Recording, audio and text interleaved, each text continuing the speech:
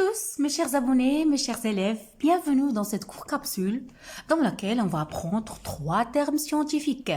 Aérobie ou bien aérobiose, anaérobie ou bien anaérobiose, fermentation. Donc, aérobie, aérobiose. Lorsque je parle de ces termes-là, ça désigne quoi, mes chers étudiants? Ça désigne un milieu pourvu de dioxygène. Un milieu où il y a l'oxygène, où il y a l'O2. C'est un milieu où un organisme, dont le métabolisme, il exige le dioxygène. C'est-à-dire, s'il n'y a pas dans ce milieu l'oxygène, cet organisme, il va mourir. Et notez qu'il y en a des bactéries aérobies, c'est-à-dire qui nécessitent pour leur croissance, pour leur développement, ils nécessitent la présence de l'oxygène.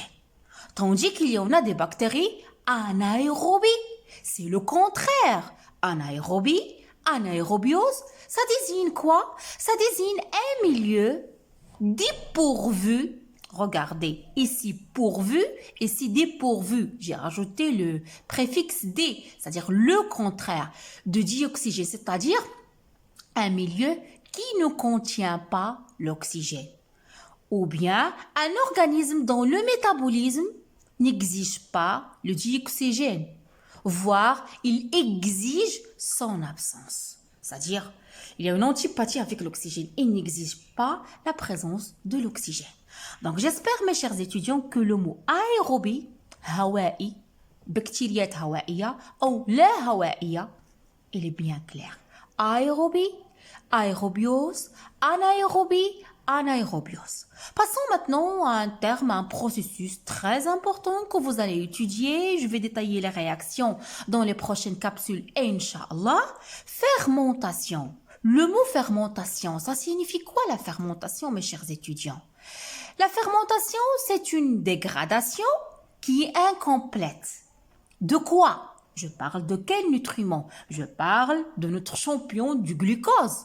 Donc, le glucose, il va subir des réactions de dégradation, mais incomplètes. Qui permet de quoi? Production, très petite quantité d'ATP, une production modeste d'ATP et la formation de molécules organiques. À titre d'exemple, éthanol. Et dans ce cas-là, je vais parler de la fermentation alcoolique. Ou bien, formation d'acide lactique, je vais parler de la fermentation lactique.